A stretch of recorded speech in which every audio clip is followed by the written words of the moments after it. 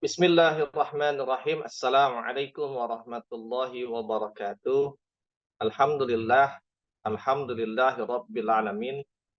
Alhamdulillahilladzi khalaqal mauta wal hayata liyabluwakum ayyukum ahsanu amala wa huwal azizul ghafur. Alladzi arsala rasulahu bil huda wa dinil haqqi liyudhhirahu 'alad dini kullihi wa kafa billahi syahida. Asyhadu an la ilaha illallah wahdahu la syarikalah wa asyhadu anna Muhammadan abduhu wa rasuluhu la nabiyya ba'dah. Allahumma salli wa sallim wa barik ala sayyidina Muhammadin wa ala alihi wa sahbihi wa man tabi'ahum bi ihsanin ila yaumiddin amma ba'd. Sahabat Asa TV yang dimuliakan Allah Subhanahu wa taala, alhamdulillah Allah kumpulkan kita kembali di dalam majelis kita. Majelis yang mudah-mudahan sama-sama kita rindukan, majelis yang mudah-mudahan sama-sama kita harapkan, kita nantikan, majelis yang kita sama-sama mengambil manfaat di dalamnya, bukan hanya manfaat dunia berupa ilmu, tapi juga manfaat akhirat, yaitu berupa rahmat dan ampunan Allah untuk kita di yaumil akhir nanti. Dan mudah-mudahan sebagaimana janji Rasulullah sallallahu alaihi wasallam, "Man salaka tariqan yaltamisu fihi ilman, sahalallahu lahu tariqan ilal jannah." Barang siapa yang melangkahkan kakinya untuk mencari ilmu, maka Allah akan mudahkan langkah-langkahnya menuju surga. Dan insyaallah mudah-mudahan bersamanya kita di majelis ini menjadi salah satu upaya kita yang kita lakukan agar langkah kita menuju surga dimudahkan oleh Allah Subhanahu wa taala.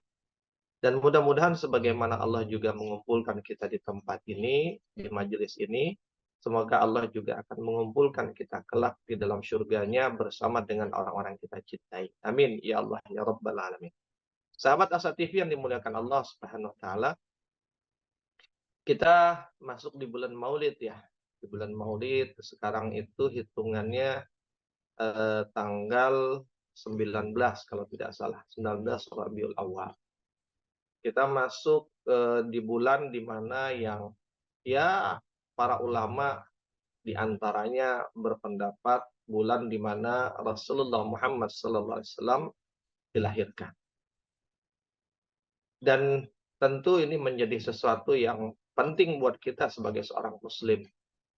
Karena mengingatkan kembali kepada kita tentang sosok manusia yang kita cintai.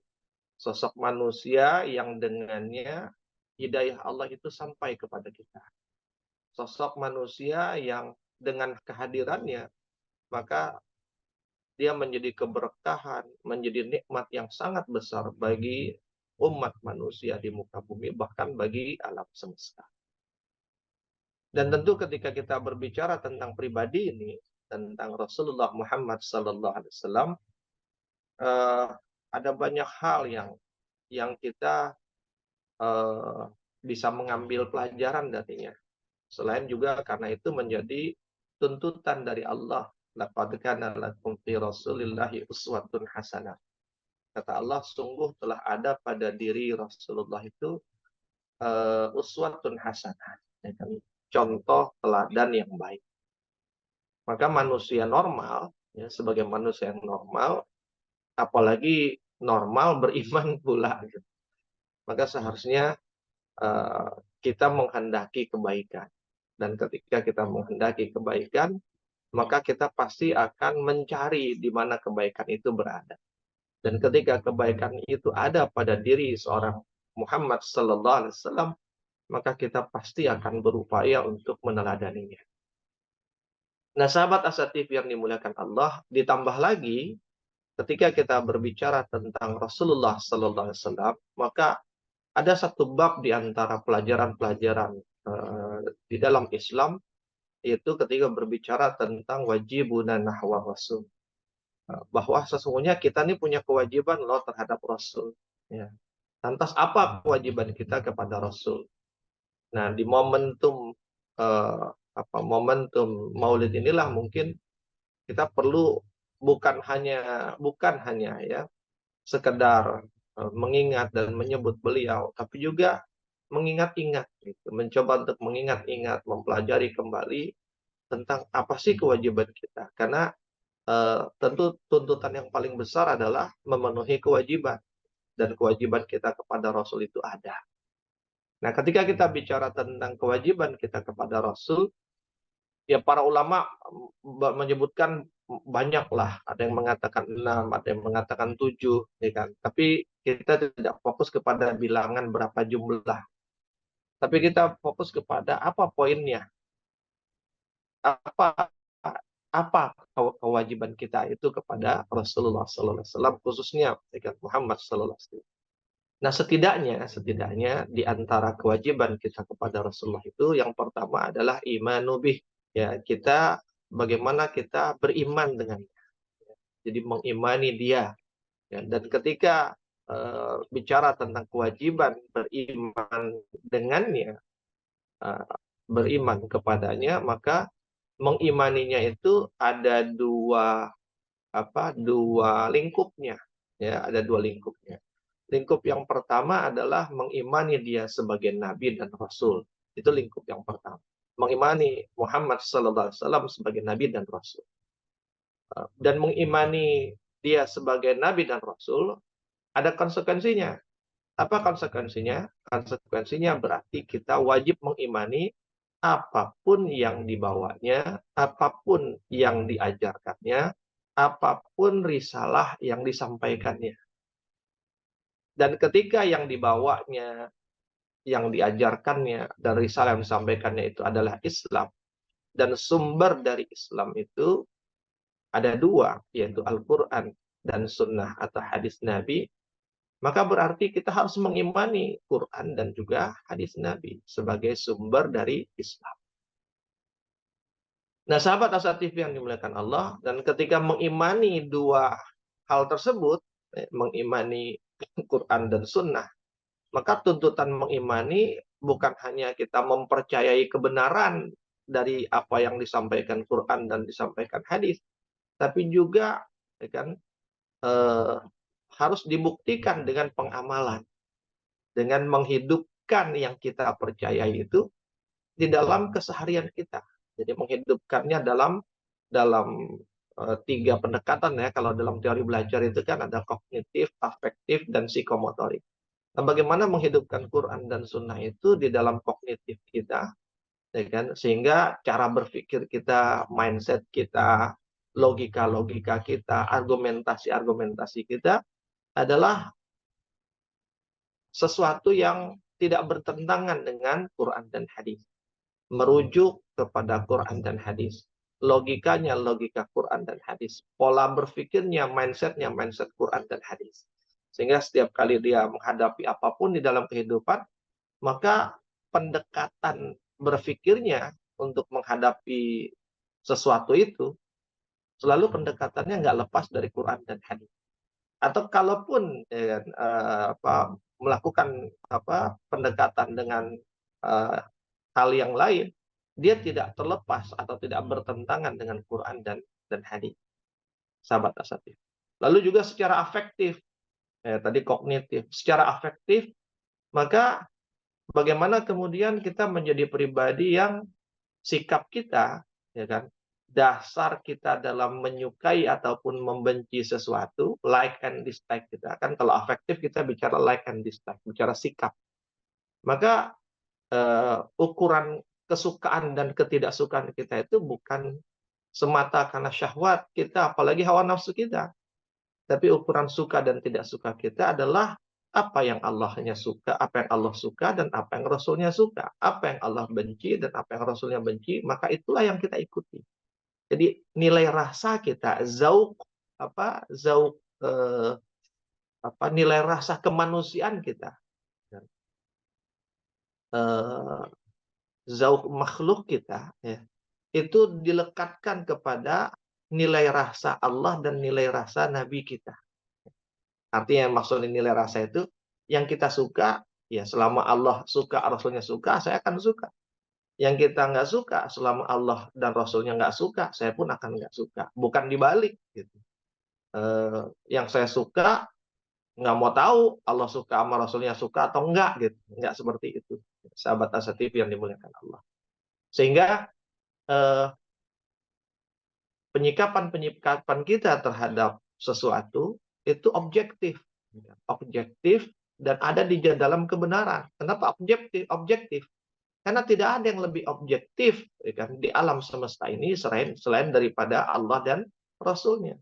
Kenapa dikatakan objektif? Karena Allah lah pencipta semua objek yang ada di muka bumi ini. Jadi yang paling objektif itu adalah Allah. Karena dialah bukan hanya dia mengetahui seluruh objek di alam semesta, tapi dialah yang menciptakan semua objek di alam semesta. Dan kenapa manusia yang paling objektif adalah Rasulullah. Kenapa? Karena objektivitas Rasulullah didasarkan kepada wahyu. Dan wahyu itu asalnya dari Allah, pencipta semua objek tadi. Jadi tidak ada yang lebih objektif, ya kan? Sikap yang lebih objektif selain daripada sikap yang disandarkan kepada bagaimana Allah dan Rasulnya menyikapi. Nah, sahabat Asa TV, begitu pula nanti ketika kita bicara tentang psikomotoriknya, ya kan? Terkait dengan psikomotorik itu kan akhirnya perbuatan, gitu. Maka perbuatan kita, perilaku kita, apa yang kita lakukan, yang kita kerjakan, ya kan? Sebagai buah dari kognitif dan pilihan-pilihan afektif kita, maka yang kita kerjakan itu juga bersandar kepada mindset Allah dan Rasul, ya kan? Kemudian sikap yang disandarkan kepada Allah dan Rasul. Sehingga perbuatannya pun nggak akan lepas dari Allah dan Rasul, nggak akan lepas dari Quran dan Sunnah. Sahabat Asatif yang dimuliakan Allah, kita akan sambung setelah yang berikut ini.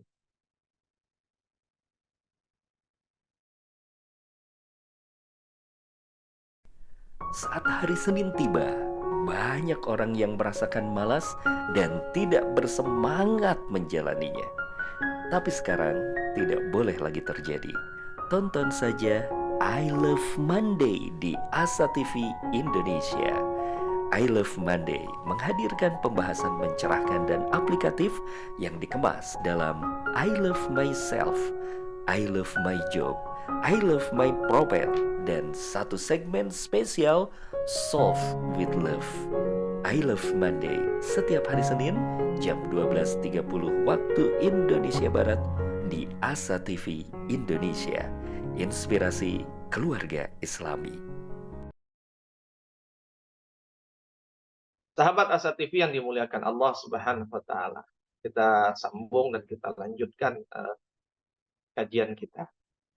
Ya, tadi yang pertama ya, kita di antara kewajiban kita kepada Nabi, kepada Rasulullah khususnya Muhammad sallallahu alaihi wasallam adalah mengimaninya. Mengimaninya punya konsekuensi, mengimaninya berarti mengimani ada dua lingkup ya. Lingkup pertama mengimani dia sebagai nabi dan rasul, dan konsekuensinya adalah mengimani apapun yang dia bawa. Yang dia bawa adalah Quran. Apapun yang dia ucapkan, yang dia kerjakan dan diamnya, itulah kemudian yang disebut dengan sunnah kan, atau hadis-hadis Nabi kan, sallallahu alaihi wasallam. Dan mengimaninya la syak wala raib, tanpa ada keraguan sedikit pun, ya, tanpa ada kebimbangan, tanpa ada apa eh, sesuatu yang nggak clear gitu di pikiran kita tentang kebenaran dari apa yang dibawa. Firm, ini benar, tidak ada keraguan. Kalau seandainya seakan-akan kita menemukan sesuatu yang salah, maka firm bahwa yang salah bukan Quran dan sunnahnya, tapi yang salah cara berpikir saya. Yang salah sikap saya, yang salah perbuatan saya, maka saya harus menyelaraskan pikiran saya, cara berpikir saya, mindset saya, sikap saya, dan perbuatan saya harus diselaraskan dengan Quran dan Sunnah. Itu diantara wujud dari kita mengimani apa yang dibawanya sebagai konsekuensi mengimani dia sebagai Nabi dan Rasul. Karena Nabi dan Rasul dia punya tugas, ya kan? Punya visi, punya misi. Dan untuk menjalankan visi misinya, dia punya panduan. Maka panduannya harus juga menjadi panduan kita. Itulah wujud dari mengimani dia sebagai Nabi dan Rasul. Lalu konsekuensi yang kedua, lingkup yang kedua adalah mengimani dia sebagai Nabi dan Rasul, berarti mengimani dia sebagai Nabi dan Rasul yang terakhir. Ya. Jadi tidak cukup sekedar mengimani dia sebagai nabi dan rasul, tapi mengimani dia sebagai nabi dan rasul yang terakhir. Sehingga apa, sahabat Asa TV? Keyakinan bahwa tidak ada lagi nabi dan rasul setelah Rasulullah Muhammad sallallahu alaihi wasallam, ya kan, tidak ada lagi setelah dia hingga hari kiamat nanti, itu bagian dari wujud mengimani Rasulullah sallallahu alaihi wasallam. Kenapa? Jika ada orang yang dia mengimani Rasulullah sebagai nabi dan rasul, tapi kemudian dia meyakini ada nabi dan rasul lain setelah Nabi Muhammad, maka sesungguhnya dia sudah lepas. Dia sudah keluar dari mengimani Rasulullah sallallahu alaihi wasallam. Ya. Ketika dia sudah tidak lagi mengimani Rasulullah, berarti dia tidak mengimani Allah Subhanahu wa taala. Kenapa? Karena antara Allah dengan Rasul itu diikat dalam satu simpul kalimat yang disebut dengan kalimat syahadat yang tidak terpisahkan, gitu. Dikatakan mengimani Allah, maka dia harus mengimani Rasulnya. Di antara wujud mengimani Rasul, dia harus mengimani Allah. Jika salah satunya tiada, maka hilang dua-duanya. Seperti itu. Jadi bukan, berarti separuh beriman. Enggak. Hilang salah satunya, maka dia dianggap tidak ada. Dan maka ketika dia tidak mengimani Muhammad sebagai nabi dan rasul yang terakhir, dan berarti dia tidak mengimani Rasulullah, dan berarti dia tidak mengimani Allah. Dan tidak mengimani Allah berarti dia tidak berada di dalam lingkup syariat Allah, di dalam lingkup agama Allah, yaitu Islam. Berarti apa? Dia ghairul Islam. Dia selain Islam, dia di luar Islam. Maka tidak boleh disandangkan kata Islam pada dirinya atau pada ajaran ataupun yang sejenisnya. Jika masih mengakui ada nabi setelah Rasulullah, hingga hari kiamat nanti ada nabi lain, maka dia ghairul Islam. Dia bukan Islam, dia di luar Islam. Nah, sahabat Asa TV yang dimuliakan Allah Subhanahu wa taala. Tapi di antara wujud kewajiban kita kepada Rasul selain mengimaninya juga adalah mahabbatuhu. Bagaimana kita mencintainya, mencintai Rasulullah Muhammad sallallahu alaihi wasallam. Jadi setelah iman, yakin, percaya, lalu cinta.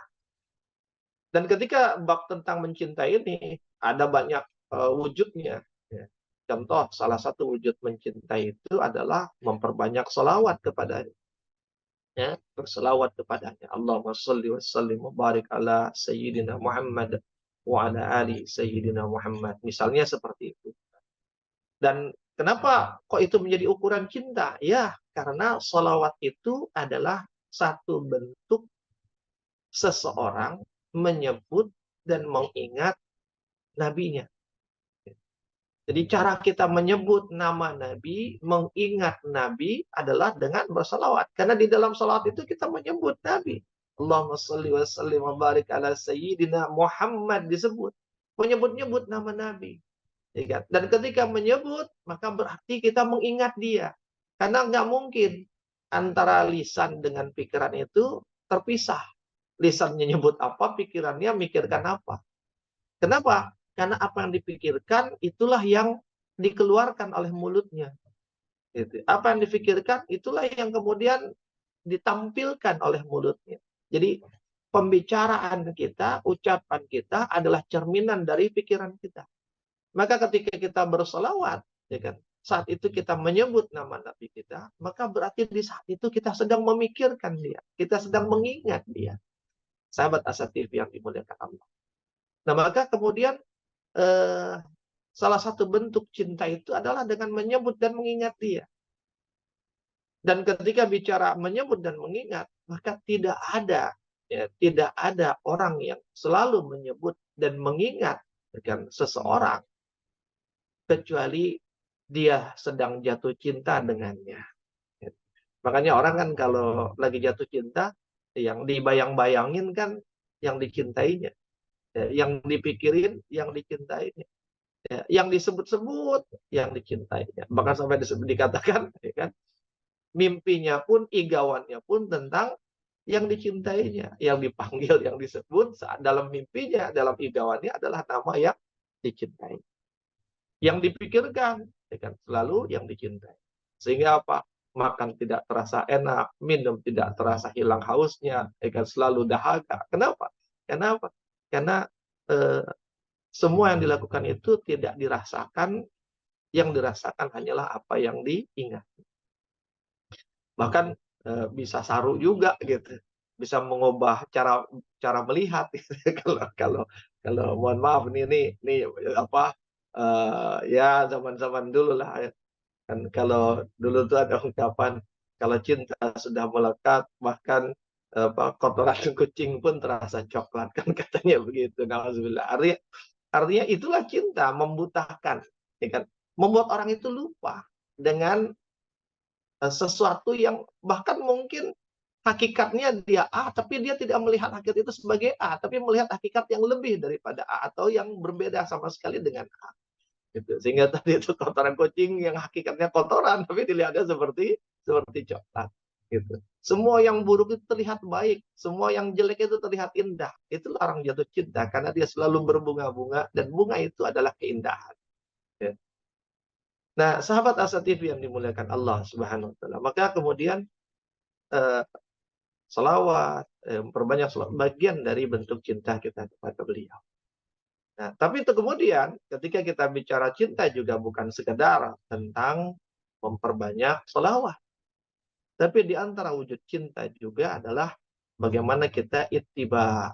Dan ittiba'un nabi, ya kan, meneladani, mengikuti nabi. Dan mengikuti nabi berarti mengikuti sunnahnya. Ittiba'us sunnah, mengikuti ajaran-ajarannya. Nah, dan ketika bicara mengikuti sunnahnya, maka sunnah Nabi itu ya setidaknya kan para ulama menyebutkan bahwa sunnah itu ada tiga. Ya, minimal ada tiga. Ada sunnah qauliyah, ada sunnah fi'liyah, ada sunnah takririyah. Bahwa sunnah itu ada yang diucapkannya, ada yang dilakukannya, ada yang bentuk diamnya. Nah, bagaimana kemudian kita meneladani itu semua? Ya. Dan ketika bicara sunnah juga, maka juga ada sunnah yang sifatnya melekat, gitu, melekat pada Rasulullah sebagai sesosok manusia, ya kan? Yang manusia itu berpakaian, maka bagaimana dia berpakaian? Yang manusia itu makan, maka bagaimana cara dia makan? Yang manusia itu tidur, maka kemudian bagaimana cara beliau tidur? Ya kan? Yang manusia itu dia buang hajat, bagaimana cara beliau buang hajat? Gitu. Yang manusia itu berbicara, bagaimana cara beliau berbicara? Yang manusia itu berinteraksi, bagaimana cara beliau berinteraksi? Dan banyak hal yang berkaitan dengan diri. Nah, tapi kemudian juga ada sunnah-sunnah yang berkaitan dengan perilaku, ya kan? Dengan akhlak. Ya. Bagaimana akhlak dia kepada Allah dan bagaimana akhlak dia kepada makhluk, termasuk diantaranya kepada manusia. Nah, meneladani Rasulullah, eh, di antara bentuk keteladanan kita kepada Rasulullah yang paling besar adalah meneladani akhlaknya. Kenapa meneladani akhlaknya? Nanti kita akan sambung setelah yang berikut ini.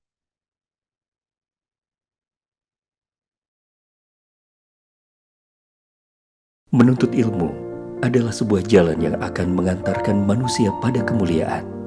Dengan ilmu, manusia mendapatkan panduan untuk berpikir dan bertindak.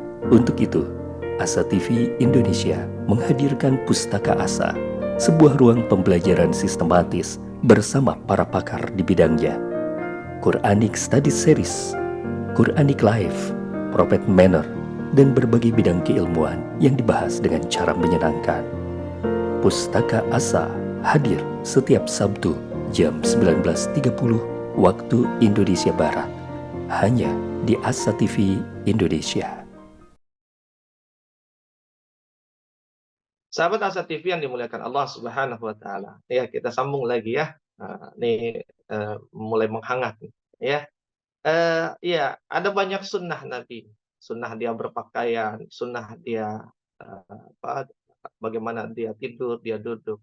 Tapi sesungguhnya ada sunnah yang lebih besar daripada itu, yaitu tentang bagaimana akhlak beliau, bagaimana perilaku beliau, ya kan? Baik akhlak beliau kepada Allah maupun akhlak beliau kepada makhluk, termasuk kepada manusia. Ini yang lebih utama untuk kita concern di dalamnya.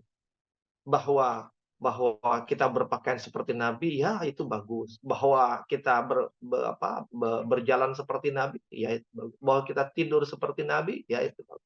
Bahwa kita kemudian memelihara janggut, mencukur kumis, mencukur bulu ketiak dan lain sebagainya sunnah-sunnah. Itu bagus gitu. Tapi yang jauh lebih besar daripada itu adalah bagaimana akhlak beliau. Kenapa saya katakan ini adalah sunnah yang utama? Karena eh, apa Rasulullah sendiri yang mengatakan. Rasulullah mengatakan innama bu'istu liutammima makarimal akhlak. Bahwa sungguh kata Rasulullah, aku ini dibi'sahkan, diangkat menjadi nabi dan rasul itu hanya untuk ma bu'istu liutammima, hanya untuk menyempurnakan, ya kan, makarimal akhlak, akhlak yang mulia. Jadi akhlak mulia yang sudah ada, akhlak mulia yang mana? Akhlak mulia yang diajarkan oleh para nabi dan rasul sebelum beliau. Lalu kemudian beliau melanjutkan sebagai nabi dan rasul yang berikutnya dan yang terakhir, tugasnya adalah menyempurnakan akhlak mulia yang sudah diajarkan sebelumnya sehingga menjadi paripurna akhlak mulia itu. Sehingga apa? Nah, namun ketika memuliakan akhlak mulia itu, karena akhlak itu berkaitan dengan sikap kita, bagaimana cara interaksi kita dengan Khalik dan makhluk, dengan pencipta dan ciptaan, dengan Allah dan manusia serta makhluk lainnya. Maka berarti harus ada tuntunan, ya kan? Nah, tuntunan itulah yang kemudian nanti diantaranya kalau kita bicara akhlak kita dengan Allah, di situ nanti ada bab akidah. Karena di dalam akidah itu diantaranya kita bicara tentang tauhid. Dan bicara tauhid itu kan bicara tentang bagaimana hubungan kita, interaksi kita, ya kan, dengan Allah, dengan pencipta. Maka ketika kita bicara akidah, bicara tauhid, ujungnya adalah menyempurnakan akhlak mulia kita kepada Allah. Bagaimana kita akan bersikap dengan akhlak yang terbaik kepada Allah. Jika kita belajar akidah, belajar tauhid, kita ngomongin akidah dan tauhid, tapi itu tidak mengubah sikap, tidak mengubah akhlak kita, perilaku kita, mindset kita, sikap kita, ya kan, terhadap Allah, maka apa yang kita pelajari itu belum sampai kepada tujuan utamanya. Gitu. Cuma hanya menjadi perkataan, teori, ajaran-ajaran, tapi tidak berefek, ya kan, kepada mindset, kepada sikap, dan kepada perbuatan atau akhlaknya. Begitu pula nanti ada perangkat lain selain akidah, kita belajar tentang syariah. Gitu. Di dalam Islam ada syariat. Syariat itu isinya apa? Aturan-aturan. Ya kan? Syariat Islam, maka aturan-aturan Islam. Ya kan? Di situ nanti ada bab-bab ibadah, ada sholat, puasa. Dan ketika bicara bab ibadah, ada yang berkaitannya, ya kan, juga terkait dengan bagaimana akhlak kita dengan Allah. Jadi ketika kita sholat, kita sedang berinteraksi dengan Allah. Maka berinteraksi dengan Allah harus berakhlak. Gimana akhlaknya? Ya. Maka ketika kita bicara ibadah, nanti ada fikih-fikih ibadah. Ya. Nah, ketika dalam bab ini juga masih berkaitan dengan bagaimana memperbaiki, menyempurnakan akhlak mulia kita kepada Allah. Lalu kemudian juga ada perangkat namanya muamalah. Nah, di dalam muamalah itu nanti kita bicara tentang bagaimana kita berinteraksi dengan manusia, dengan makhluk lainnya. Nah, disinilah kemudian kita bicara bagaimana tujuan dari muamalah itu menyempurnakan akhlak kita kepada makhluk. Jadi kalau jago teori akhlak, dia jago teori muamalah, ya kan, jago hebat bicara tentang perilaku, tapi belum dilakukan, berarti dia belum sampai kepada tujuan. Maka aneh jika ada orang yang selalu merasa paling baik akidahnya, paling baik syariatnya, paling baik tauhidnya, paling baik ibadahnya, paling baik ilmu tentang muamalahnya, tapi kemudian akhlaknya jauh, ya, akhlaknya jauh dari Nabi, dari keteladanan Nabi, maka sungguh, ya kan, pelajaran dia itu hanya sebatas baru sampai di pelajaran, ya kan, mungkin baru sampai di kognitif dalam arti dia memiliki memori tentang pelajaran itu, tapi memori itu belum jadi mindset, belum jadi cara berpikir. Karena ketika memori itu sudah menjadi cara berpikir, dia pasti akan turun tuh menjadi sikap.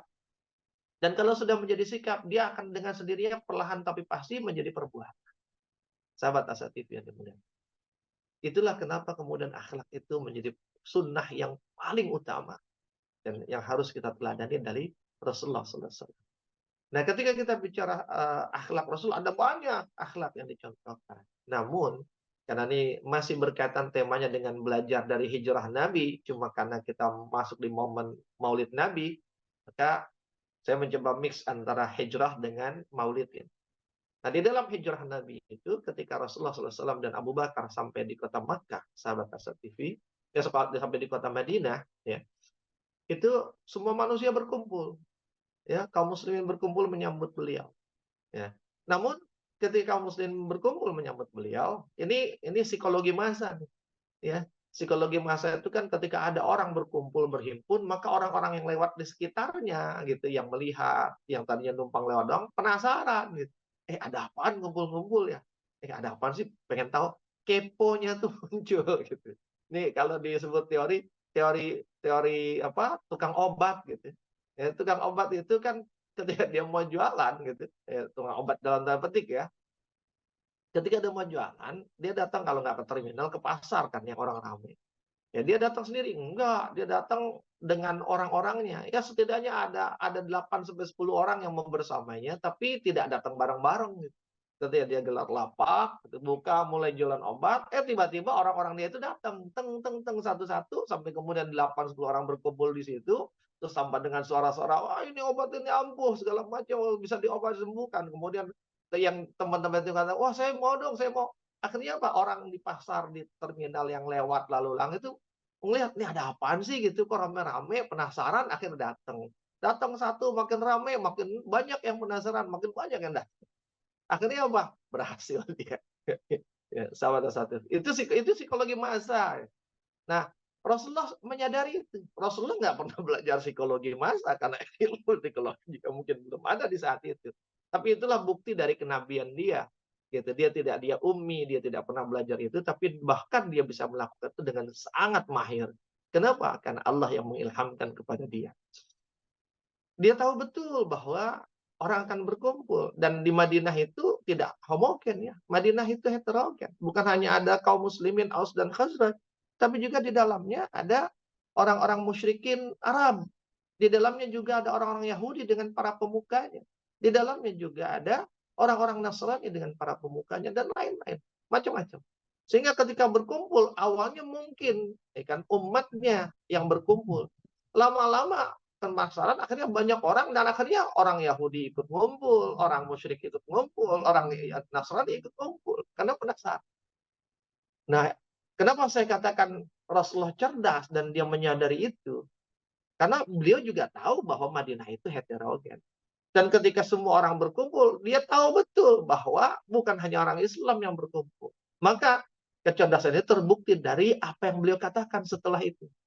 Kenapa? Karena beliau mengatakan ya, di saat itu beliau berpidato dan pidatonya singkat, ringkas. Kenapa singkat? Ya karena orang kalau banyak berkumpul nggak bisa lama-lama, konsentrasinya itu sebentar. Maka beliau sampaikan pesan singkat. Dan pesan singkatnya itu berisi 4 hal penting. Dan 4 hal ini, 3 halnya adalah hablum minan nas, satunya adalah hablum minallah. 3 yang hablum minan nas diletakkan di urutan 3 yang pertama, dan 1 yang hablum minallah diletakkan di urutan yang keempat. Sahabat Asatif. Dan pesan ini adalah bagian dari dakwah awal beliau ketika sampai. Gitu. Ini cara bentuk dakwah. Ya kan? Beliau memahami siapa audiensnya, siapa objek dakwahnya, maka beliau sampaikan yang paling berkaitan dengan audiensnya. Gitu. Dan bukan hanya itu, sebelum menyampaikan pesan itu, yang beliau lakukan pertama kali adalah menyapa. Ya, menyapa. Jadi nggak langsung mulai gitu. Ya, nggak langsung Bismillahirrahmanirrahim, tapi menyapa. Ya, sebagaimana kita sering menyapa ya. Ya, sahabat Asatif yang dimuliakan Allah, itu kan sapaan. Apa yang beliau katakan? Ya kan, dalam hadis riwayat Muslim, Ibnu Majah dan juga Ahmad, beliau katakan, "Ayuhan nas, wahai manusia." Kata beliau, "Ayuhan nas, wahai manusia."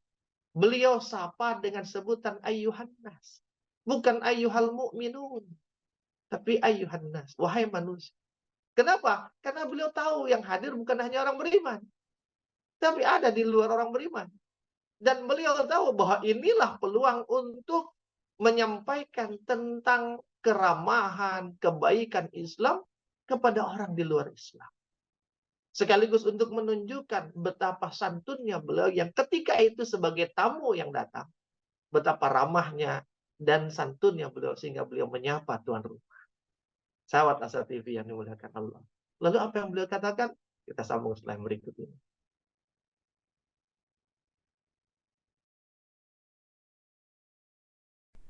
Saat hari Senin tiba, banyak orang yang merasakan malas dan tidak bersemangat menjalaninya. Tapi sekarang tidak boleh lagi terjadi. Tonton saja I Love Monday di Asa TV Indonesia.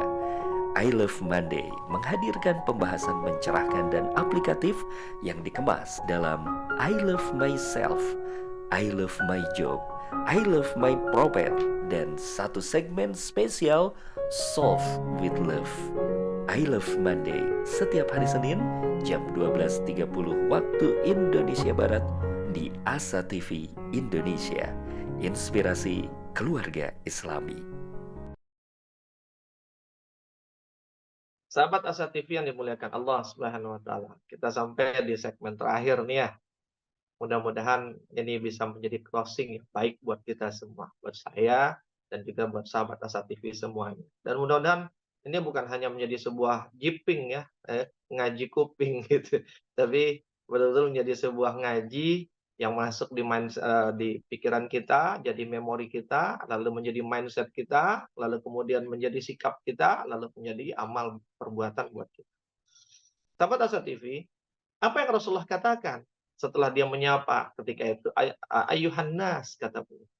Ini dengan sapaan ayuhan nas ini, ya kan sangat mungkin sahabat Asa TV, orang-orang Nasrani, orang-orang Yahudi, orang-orang musyrikin, yang mungkin atau bahkan orang-orang lain yang awalnya mungkin cuma numpang lewat di tempat orang ngumpul itu, atau bahkan mungkin yang sekedar ada apaan sih terus pengen tahu dia berhenti sebentar, atau mungkin yang dia sudah tahu bahwa ada Rasulullah yang datang, cuma dia penasaran kayak apa sih Muhammad gitu, atau mungkin dia tahu tentang Muhammad tapi dia penasaran, apa benar sih yang dikatakan orang-orang Mekah tentang Muhammad gitu, ingin memverifikasi.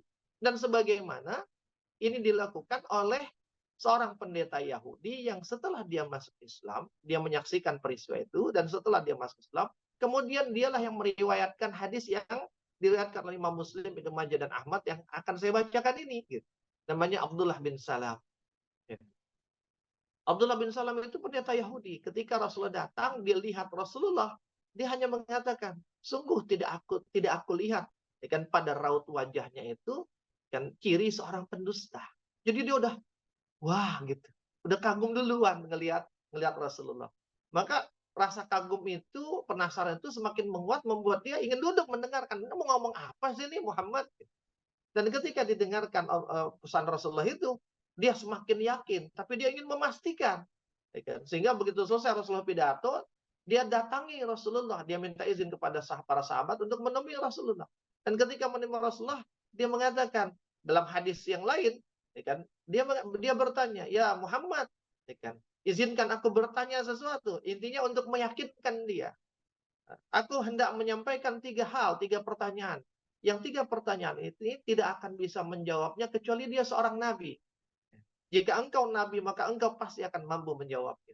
Lalu diajukanlah 3 pertanyaan itu. Dan alhamdulillah bini'matillah, ya karena memang benar dia adalah nabi, maka kemudian Rasulullah mampu menjawab 3 pertanyaan itu dengan informasi dari Jibril atas izin Allah. Dan begitu terjawab, tanpa pikir panjang, makin firm 100%, Abdullah bin Salam langsung masuk Islam. Nah, di hadis yang berisi tentang pidato Rasulullah ini, ya kan, sehingga ketika dia menyebut ayuhan nas, orang-orang mikir, saya juga disapa loh, gitu. Kirain mah cuma kaumnya doang, ternyata saya juga disapa, karena dipanggilnya wahai manusia, saya kan manusia. Gitu.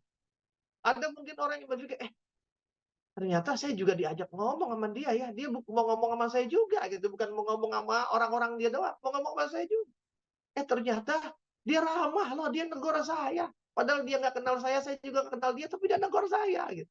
Dia nyapa saya. Itu subhanallah. Satu kalimat sapaan. Sahabat Asa TV yang dimuliakan Allah. Lalu beliau sampaikan 4 pesannya. Yang pertama, afsyus salam, wa at'imut ta'am, wasilul arham, wasallu bil laili wan nasun niyah. Yang jika 4 pesan ini dilakukan, kata Rasulullah, tadkhulu jannata bisalam. 4 pesan itu kata Allah, wahai manusia, sebarkan salam.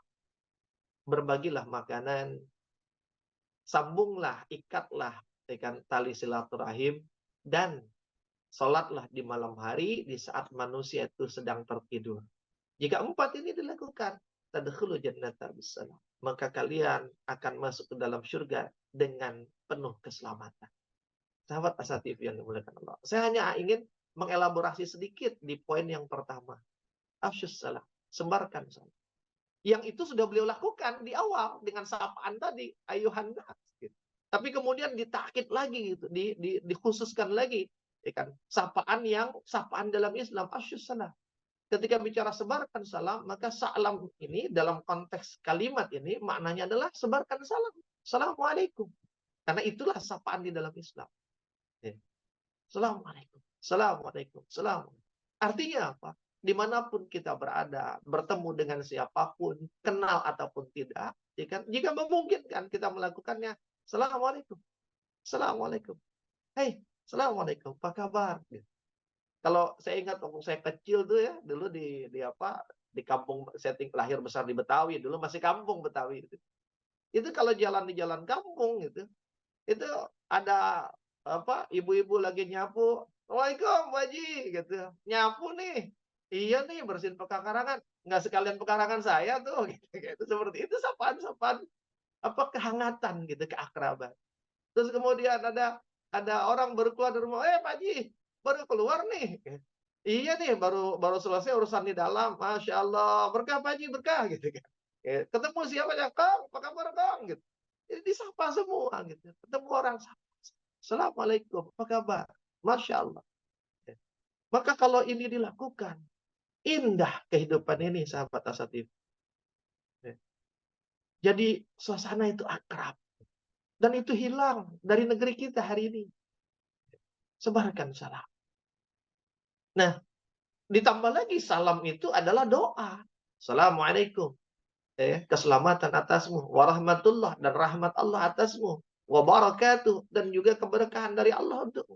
Assalamualaikum, keselamatan. Keselamatan itu artinya kita didoakan agar kita selamat di dunia dan di akhirat.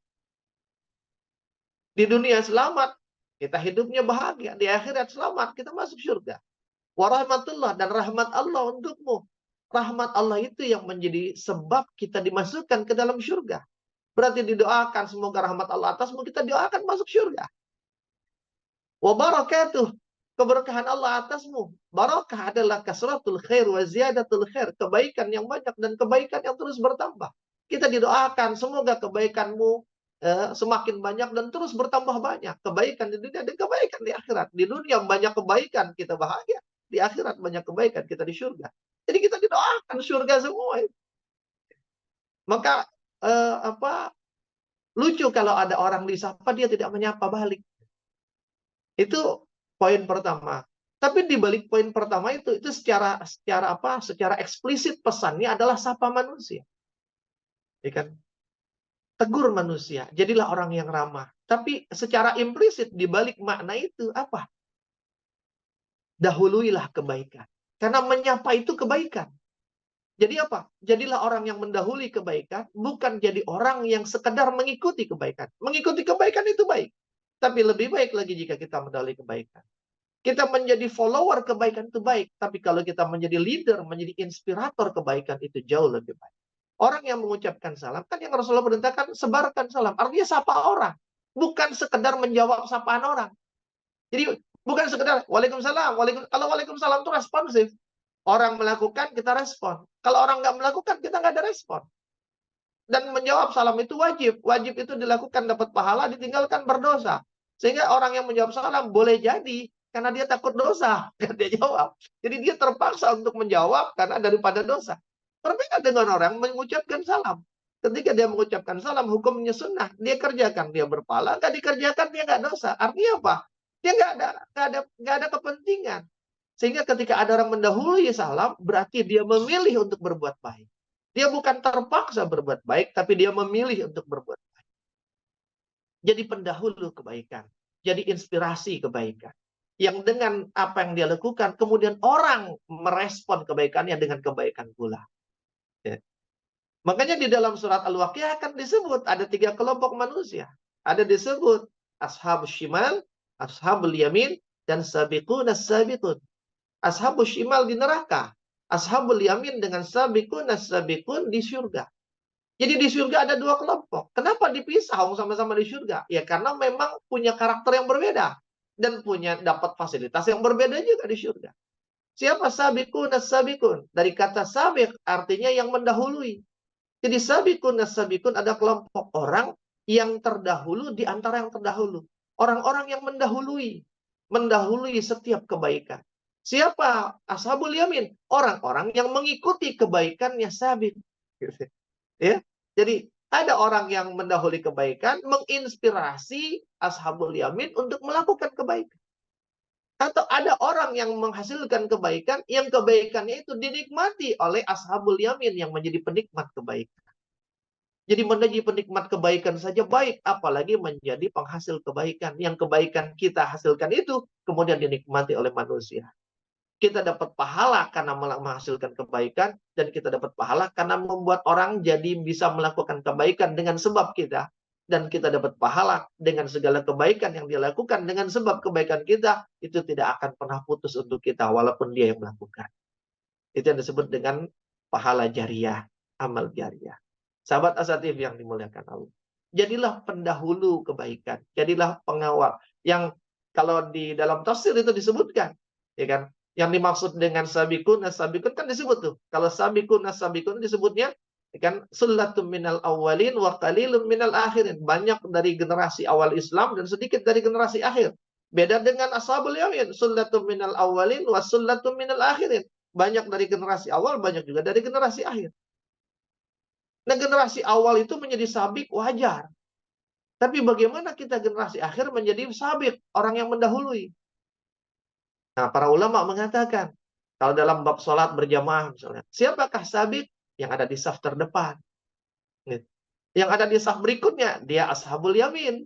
Gitu.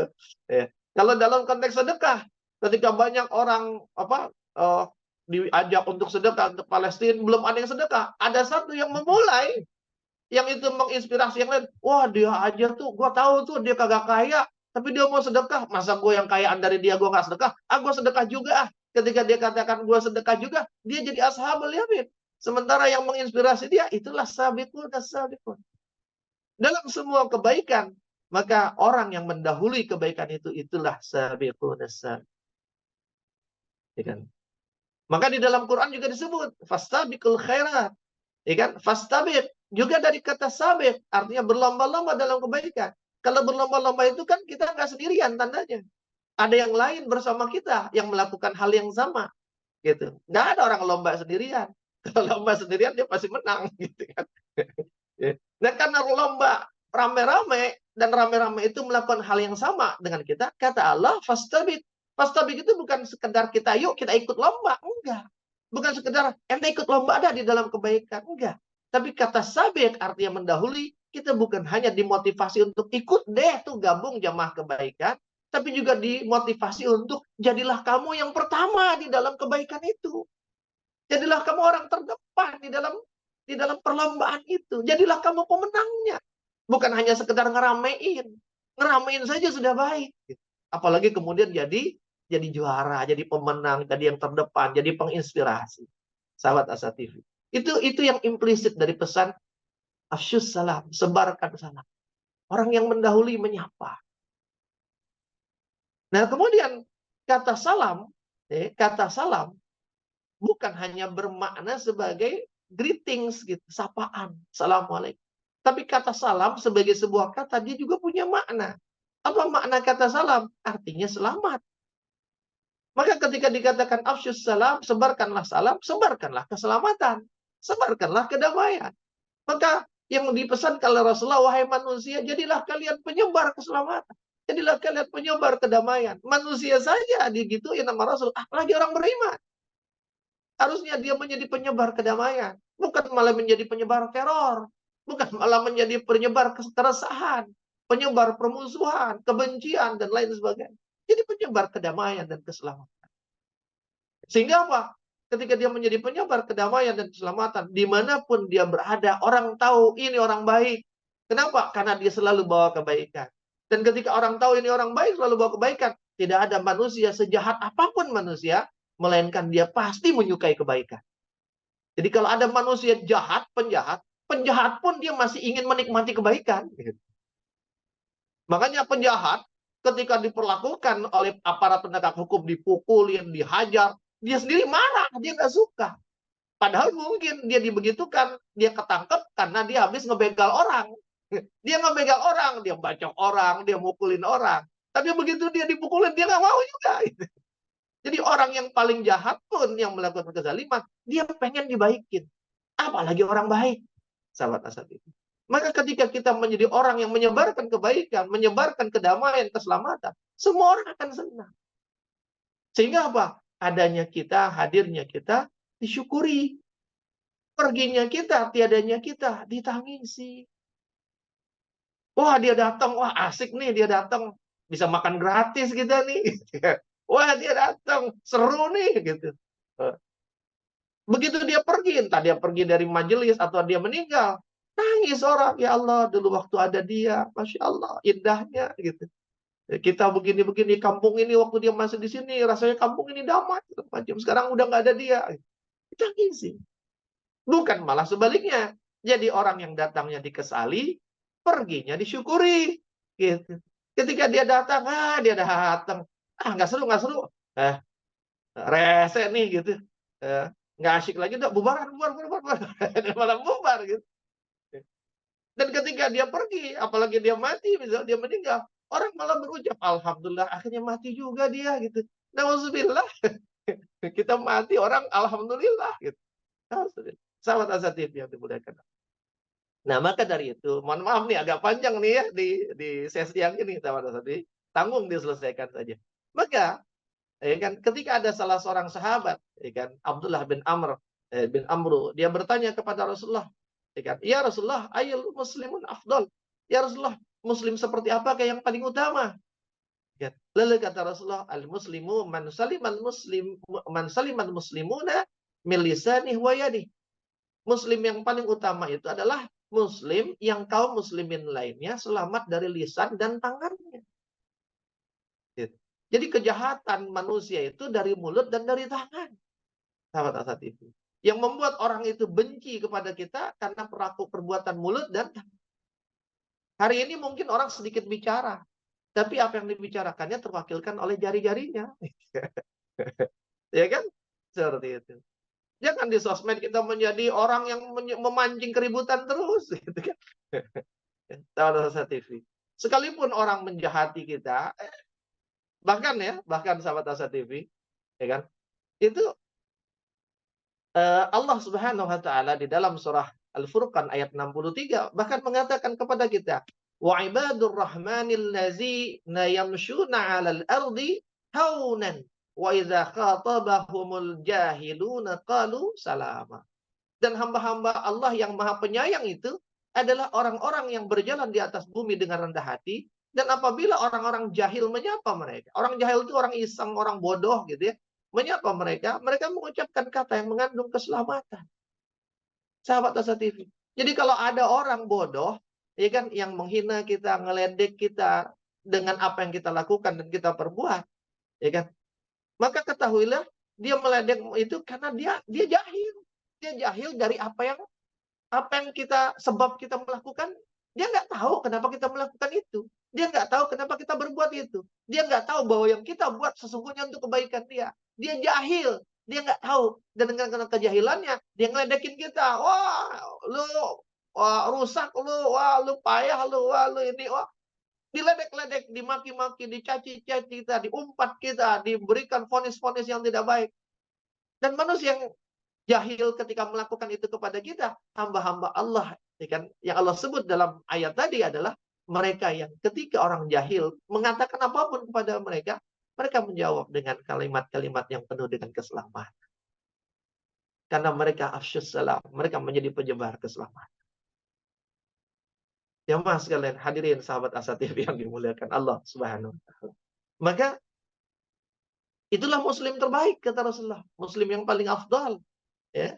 Yang ketika orang lain selamat dari lisannya, nggak suka ngomongin orang, nggak suka caci maki, ngeledekin orang. Seburuk apapun orang itu, kita boleh membenci perbuatan orang, tapi jangan membenci orangnya. Kita boleh, kan, mengkritik dengan keras perbuatan buruknya, tapi jangan kata-katain pelakunya, kata-katain dia sebagai makhluk. Gitu. Kenapa? Mengata-ngatai keburukan dia dari sisi kemakhlukan, apalagi bentuk wujud makhluknya, sama saja kita sedang ngata-ngatain ciptaan Allah. Sahabat Asa TV yang dimuliakan Allah. Dan sebagai penutup, bahkan Rasulullah SAW mengatakan dalam satu hadisnya, "Wallazi nafsu Muhammadin biyadih, inna masalal mu'minina lakamasalil nahlah." Ya kan? Dan demi Allah yang Muhammad berada di dalam kekuasaannya, sesungguhnya perumpamaan seorang mukmin itu adalah seperti lebah. Lebah itu punya ciri apa? Disebutkan sama Rasulullah cirinya 3 saja. Ya. Yang pertama, akalat thayyiban, wa wada'at thayyiban, wa waqa'at falam taksir, wa lam tusid. Lebah itu yang dimakan baik, yang dikeluarkan baik, yang dihasilkan baik. Dan ketika dia hinggap dimanapun, di ranting yang kecil sekalipun, tidak ada ranting yang rusak dan patah. Sahabat Asa TV, lebah itu yang dikeluarkan ada 4. Lebah itu yang dimakan yang baik kan? Lebah itu yang dimakan adalah saripati bunga yang dimakan sama dia, ya kan? Makanya hinggapnya lebah itu di bunga. Kan nggak pernah kita lihat lebah hinggap di sampah, di tong sampah, atau hinggap di atas kotoran manusia atau kotoran hewan. Nggak ada lebah begitu. Ya, itu lebah udah kerenya kelewatan banget itu. Ya, kalau ada lebah begitu, ya kan, sampai hinggap di tempat yang kayak begitu. Itu lebah jahil, jahil murakkab itu lebahnya. Sahabat TV. Ya. Lebah itu dia yang dimakan baik gitu. Dia nggak makan sembarangan. Kemudian wawada'at thayyiban, yang dihasilkan oleh lebah itu juga baik. Yang dikeluarkan oleh dia baik. Ada 4 yang dikeluarkan oleh lebah.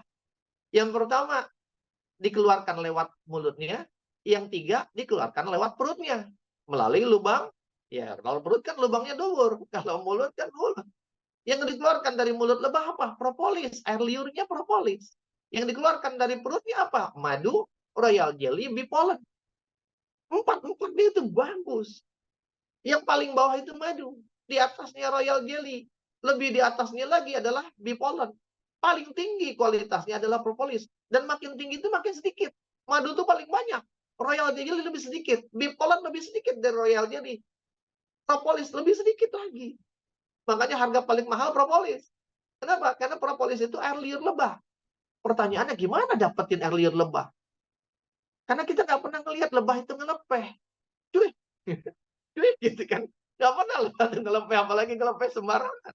Nggak pernah, sahabat. Terus gimana dapetin air liur lebah?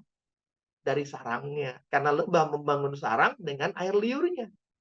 Gitu. Caranya gimana? Air liur, sarangnya itu nanti dipecah, dihancurkan, lalu dimasukkan ke dalam tabung, diputar, sehingga gaya sentrifugal itu membuat terperas, ya kayak kita ngeringin baju di pengering lah, ya kan? Kan diputer, di spin.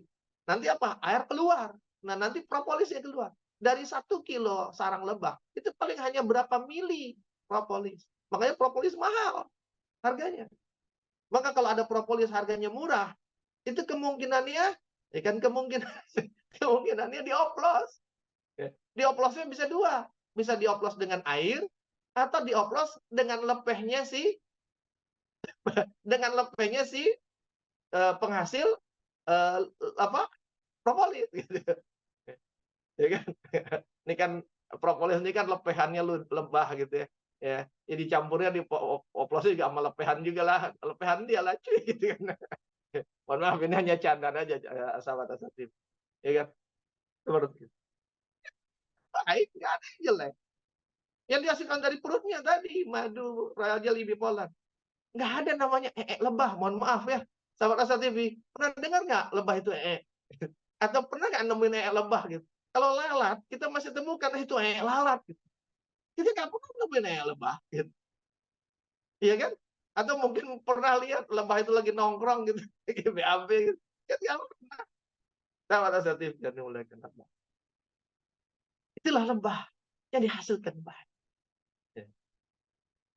Dan lebah itu ketika dia hinggap, sekecil apapun, jangankan ranting, bahkan benang sari bunga yang sangat lemah, dia tidak pernah merusaknya.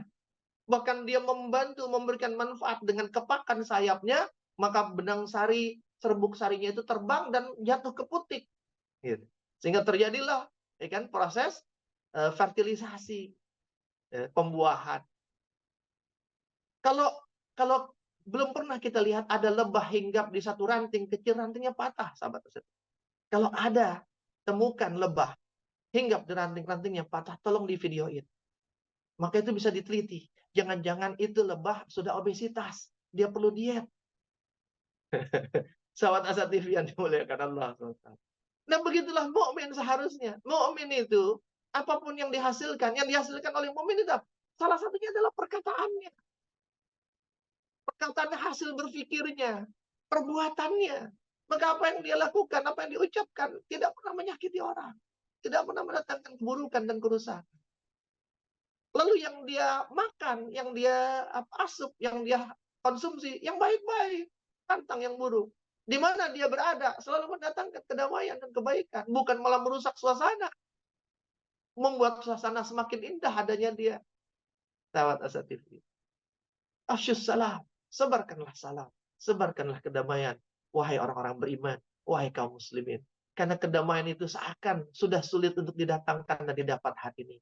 Karena keselamatan dan kedamaian itu seakan-akan sudah jauh dari tubuh umat ini. Coba bayangkan, ya kan, jagat sosial media kita betapa banyak dipenuhi dengan hal-hal yang berbau dengan permusuhan. Sehingga saya pernah memposting di Facebook saya kesedihan saya. Apa postingan saya? Ya Allah, aku mengadukan hal ini kepadamu. Ya Rasulullah, aku mengadukan ini kepadamu. Betapa umatmu ya Rasulullah, yang Allah mengatakannya ruhama ubainahu, saling berkasih sayang di antara mereka. Tapi justru hari ini umat itu begitu fasihnya untuk mengucapkan cacian, makian, hinaan, vonis-vonis buruk kepada sesama muslim. Nauzubillah. Di mana ruhama ubainahum itu? Ayo kita mulai dari diri kita, sahabat asatid. Itu akhlak yang utama. Ada banyak akhlak di dalam Islam. Ada banyak konten di dalam Islam. Tapi ketika Rasulullah sampai di hijrah, beliau hanya sampaikan 4. Berarti kan 4 ini, dari sekian banyak dipilih 4. 4 ini berarti prioritas. 4 ini berarti luar biasa. Dan dari 4 ini, yang diletakkan di poin pertama adalah afsyus salam. Sahabat Asa TV. Dah, gitu aja. Udah kepanjangan. Kalau udah bahas begini tuh, Masya Allah. Nggak habis-habis. Mudah-mudahan Allah jadikan kita orang-orang yang selalu menyebarkan keselamatan, menyebarkan kedamaian, dan selalu menjadi orang yang mendahului kebaikan, dan menjadi orang yang selalu menyapa manusia, menjadi manusia yang akrab, yang hangat, yang humble, yang bersahabat. Dari saya sekian. Assalamualaikum warahmatullahi wabarakatuh.